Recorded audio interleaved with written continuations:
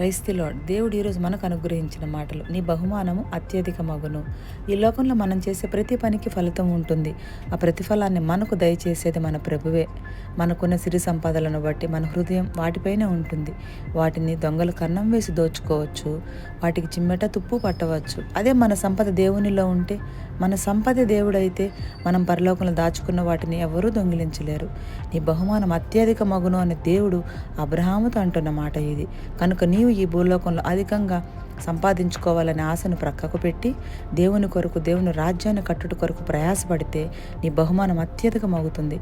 మన కుటుంబం కొరకు, మన బిడ్డల కొరకు మనం ఎంతగా ప్రయాసపడతామో అంతకు ఎన్నో రెట్లు మనం దేవుని కొరకు ప్రయాసపడాలి. దేవుని కొరకు అనేక ఆత్మలను సంపాదించాలి. ప్రభువులు నమ్మకంగా కొనసాగుతూ మన ప్రవర్తన, మాట తీరు ద్వారా ఆయనకు మహిమకరముగా జీవిస్తే ప్రభువిచ్చే అత్యధికమైన బహుమానాన్ని మనం పొందుకోవచ్చు. ఆమేన్.